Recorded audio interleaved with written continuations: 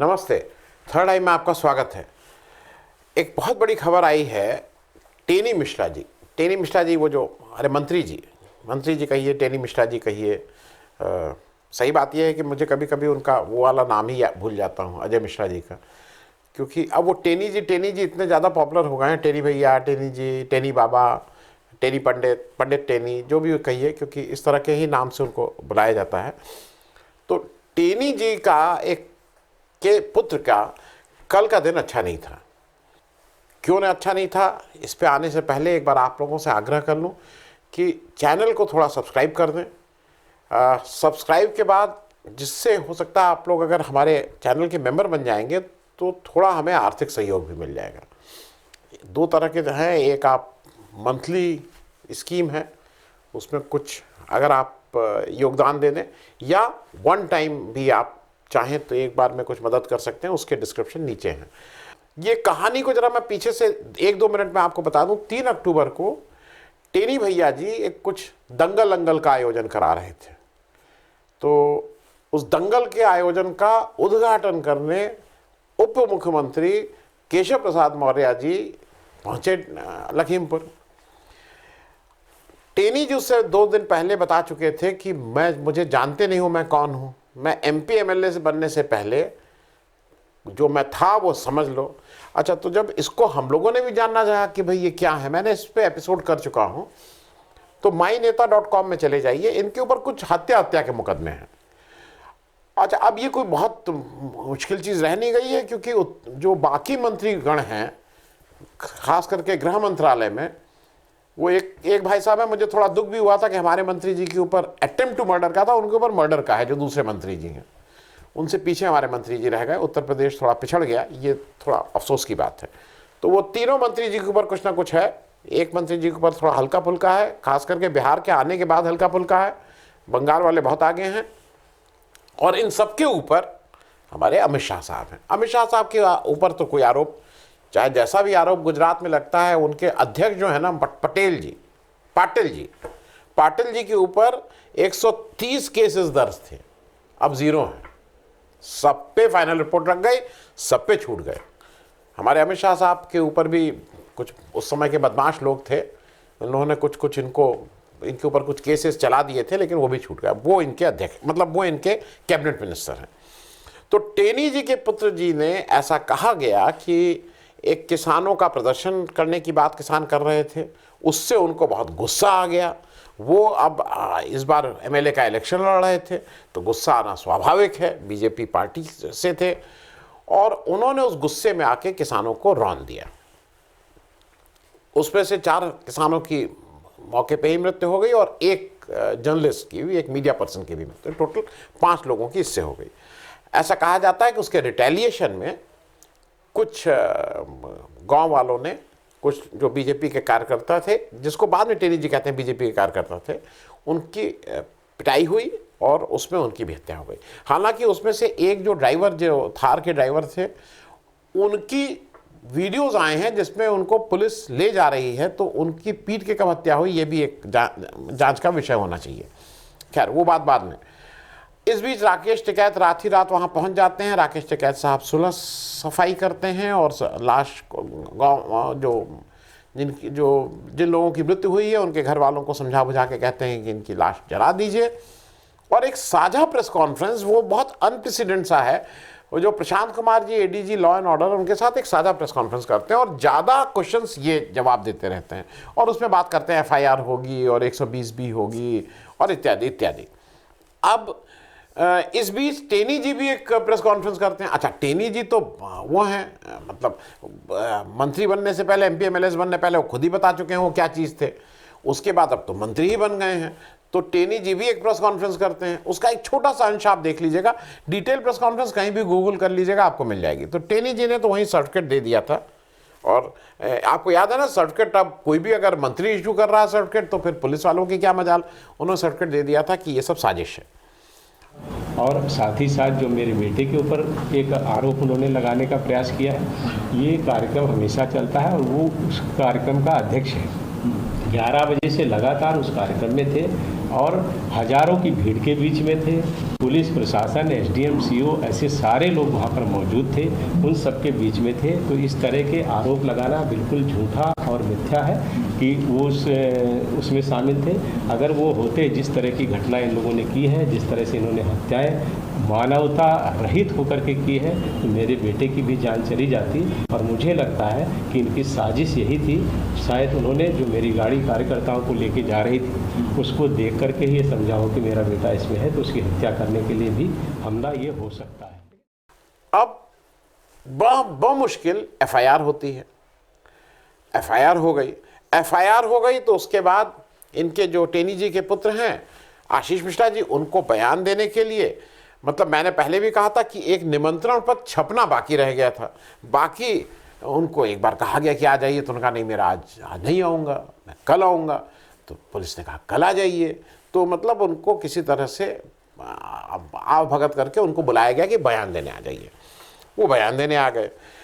इस बीच एक SIT form हुई 9 लोगों की, लेकिन सुप्रीम कोर्ट इंटरवीन किया। सुप्रीम कोर्ट ने कहा कि एसआईटी इस तरह से नहीं और इस तरह से जांच भी नहीं होनी चाहिए।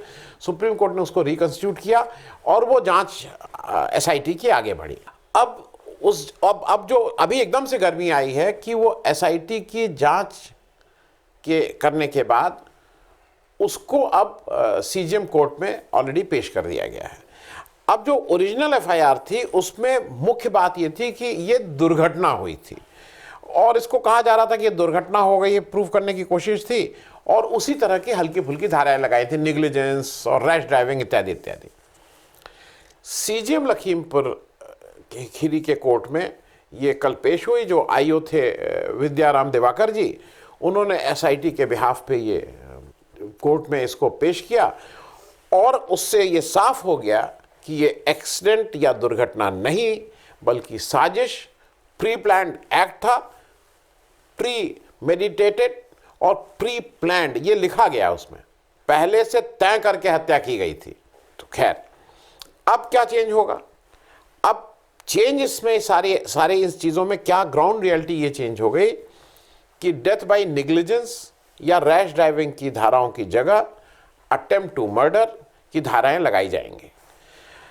उसकी और डिटेल्स हैं, आपने पेपर में उसको पढ़ लिया होगा, कौन कौन सी धारा हट रही हैं, कौन कौन सी धारा एक्स्ट्रा ऐड हो रही हैं इत्यादि इत्यादि। बेल एप्लीकेशन नई फाइल करनी पड़ेगी क्योंकि इलाहाबाद हाई कोर्ट की लखनऊ बेंच में ऑलरेडी ये बेल के लिए मूव किए हुए थे आशीष मिश्रा जी, टेनी जी के लड़के।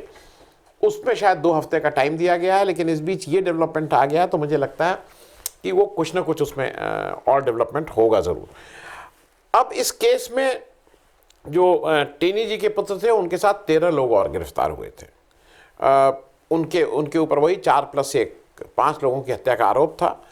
और वो जो थार गाड़ी जिससे इनको इन किसानों को रौंदा गया था वो टेनी जी के नाम से है, मतलब मंत्री जी के नाम से है, उसमें कोई वो मतलब गलतफहमी नहीं है। अब इस बीच संयुक्त किसान मोर्चा ने एक वक्तव्य जारी किया, प्रेस स्टेटमेंट जारी किया है और उन्होंने इस पूरे घटनाक्रम को पूर्व नियोजित नरसंहार कहा है। अब प्री प्लान मैसेकर। एसकेएम के अनुसार इस घटना के मुख्य सूत्रधार, ये एसकेएम के लेटर में लिखा हुआ है, इस घटना के मुख्य सूत्रधार टेनी जी हैं और उनका ये कहना है कि टेनी जी जो मुख्य सूत्रधार होने के बाद खुलेआम घूम रहे हैं और अपने पद पर बने हुए हैं। आपको याद दिला दें कि जब किसानों की इनिशियल मांग थी तो 6 सूत्री मांग जो आई थी, जिसमें एमएसपी की बात थी, पराली जलाने की थी, केसेस जो वो हुए उसको विड्रॉ करने की बात थी, उसमें टेनी जी की बर्खास्तगी की भी बात थी। केंद्र सरकार ने बाकी 5 बातें मान ली थी, लेकिन टेनी जी पे वो साइलेंट रहे थे। और चूंकि पंजाब और हरियाणा के लोगों का ज़्यादा दबदबा है इस स्कीम में, तो ऐसा लगा था कि उन लोगों को बहुत इससे कंसर्न शायद नहीं था, मैं शायद बोल रहा हूँ।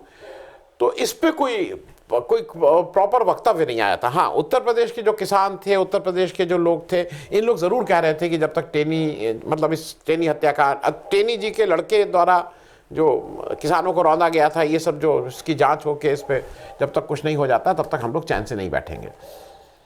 अब एसकेएम की ये मांग है कि टेनी जी को बर्खास्त भी किया जाए और गिरफ्तार भी किया जाए। इस बीच क्या है कि दो तीन चीजें, ये तो बात आपका जहां तक केस है उसकी बात हो गई। अब उसका पॉलिटिकल रिपरकशन क्या हो रहा है ये जरा समझ लें, जो मेरी समझ है। एक तो ये बिल्कुल स्पष्ट हो गया है कि योगी जी का पूरा कंट्रोल प्रशासन पे है। जो आप वो चाहिए तो वो देख लीजिए, और मैं उस पैरा को भी हाईलाइट कर दे रहा हूं। उसकी भाषा से ही ये लग रहा है कि मतलब सख्ती है, और वो शक्ति जो जिस तरह की होता नहीं कि उड़ा दो ठोक दो वाली शक्ति है, वो शक्ति दिखाई दे रही है।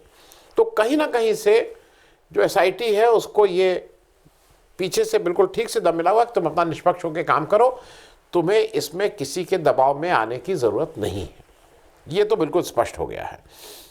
अब दूसरी बात जो अभी तय हुई पिछले 5-7 दिनों का जैसा घटनाक्रम है, उससे एक चीज बिल्कुल तय हो गई कि अब Modi ji is in full command. उन्होंने पूरा बागडोर उत्तर प्रदेश इलेक्शन, विधानसभा इलेक्शन की अपने हाथ में ले ली है। 2-2, 3-3 दिन लखनऊ में रहना, हर दूसरे दिन यहाँ आना, और वो नैरेटिव भी चेंज करना चाह रहे हैं। विकास की जगह मंदिर, मस्जिद, ये सब बातें करने की बात कर रहे हैं। क्या क्या खिलजी, औरंगजेब, हिंदू मुसलमान तो हो ही रहा था, उसमें नए नए ला रहे हैं। ये बात मैं इसलिए कह रहा हूं कि कहीं अमित शाह जी बीच में आए थे, लेकिन अब अमित शाह जी को, अच्छा ये एक अच्छा टैक्टिस है। अगर आपने किसी ने हॉकी या फुटबॉल देखा तो हम सब ने खेला, भले ही किसी ने हो या ना हो, कि ये बिल्कुल वो तालमेल का खेल है कि तुम आगे चल रहे हो, तुम अटैक कर रहे हो तो मैं विड्रॉ कर रहा हूं। तो अब इस समय अमित शाह विड्रॉ किए हुए हैं, आगे बढ़ रहा है मोदी जी बिल्कुल पूरी रफ्तार के साथ गेंद लेके, तो वो एक खेल चल रहा है।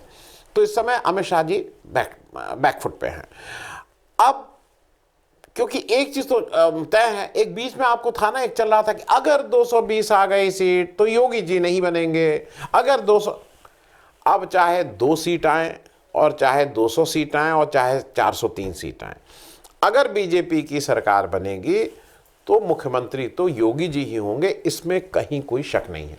मैं फिर अगर लगा रहा हूं, अगर बीजेपी की सरकार बनेगी, बीजेपी की सरकार बिना योगी जी के मुख्यमंत्री के अलावा और कोई मुख्यमंत्री नहीं बनेगा। इतना आज पॉलिटिकल एनालिसिस के तौर पे मैं कह रहा हूं। अब एक जो केशव प्रसाद मौर्य जी थे, याद है ना कितना था कि वहां जाके नहीं ये तो तय करेंगे, शांत हो गए। आजकल आपको कोई उनका स्टेटमेंट दिखाई दे रहा है? बिल्कुल फॉल इन लाइन नहीं होता, जैसे कहते हैं फॉल इन लाइन, चुप। अब मेन बात यह है कि टेनी जी का क्या होगा, क्योंकि उनकी रिस्पेक्टेबल एग्जिट, अब इसमें रिस्पेक्टेबल क्या होगा, लेकिन फिर भी एक रिस्पेक्टेबल एग्जिट होगी या उनके ऊपर टीखरा फोड़ दिया जाएगा। मैं जानबूझ के, मैं जब आज ये कर रहा था तो मेरे कुछ साथी लोग हैं, उन्होंने कहा था कि अरे देखिए शास्त्री जी थे नैतिकता के। अब शास्त्री जी की घटना को, उनकी जब रेलवे एक्सीडेंट हुआ था और उन्होंने इस्तीफा दिया था, शास्त्री जी का नाम भी टेनी जी के साथ जोड़ना कम से कम मेरा ज़मीर गंवारा नहीं देता है कि उनकी नैतिकता और टेनी जी की नैतिकता को मैं कंपेयर करूं, ये उचित नहीं होगा, ये शास्त्री जी के साथ नाइंसाफ़ी होगी। मेरे हिसाब से ये टेनी जी का जाना तय है। और दूसरी बात, जितने दिन रहेंगे वो आज विपक्ष का फायदा कर रहे हैं।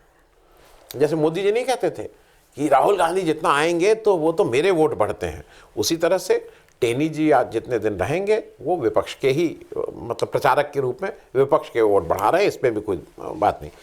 एक चीज़ मुझे लग रही है कि ये एक चीज़ सबको खटक रही है कि अब तो एसआईटी ने भी कह दिया, सबने कह दिया, मोदी जी को संवेदना, इनको थोड़ा संवेदना किसानों के प्रति कहने में क्या दिक्कत है कि भाई शहीद हुए हैं, ये हुए हैं, नहीं होना चाहिए था, मेरे किसान हैं, मेरे हुए हैं। 2 शब्द बोल देंगे तो क्या कोई छोटे हो जाएंगे? मेरे हिसाब से तो उनका कद और बढ़ जाएगा। और चलते चलते मैं अपना अंदाज बता दूं, क्या टेनी जी भी जेल से आ सकते हैं? तो आज की तारीख में ये 50-50 हो गया है। जैसे एक समय था ना कि जेल नहीं जाएंगे, लेकिन ऐसा आसान नहीं है। योगी जी के मन में क्या है, योगी जी इसको कैसे आगे परस्यू कर रहे हैं, ये देखने वाली बात होगी। केंद्रीय नेतृत्व इसको कैसे हैंडल करेगा, ये देखने वाली बात होगी। लेकिन टेनी जी का जेल जाना भी रूल आउट नहीं किया जा सकता है। थैंक यू सो मच, धन्यवाद। अगर आपको दी पब्लिक के कार्यक्रम पसंद आते हैं तो इन्हें लाइक करें। अगर आप इस वीडियो को YouTube पर देख रहे हैं तो चैनल को सब्सक्राइब करें, और अगर आप इसे Facebook पर देख रहे हैं तो दी पब्लिक के पेज को लाइक करें। अगर आप चाहते हैं कि हम निष्पक्ष पत्रकारिता को जारी रखते हुए आपसे जुड़े मुद्दों पर सवाल उठाते रहें तो हमें सहयोग करें। आपका छोटा से छोटा सहयोग भी इस मुहिम को जारी रखने में हमें ताकत देगा। डोनेट करने के लिए डिटेल्स जो हैं वो डिस्क्रिप्शन बॉक्स में दी गई हैं। धन्यवाद।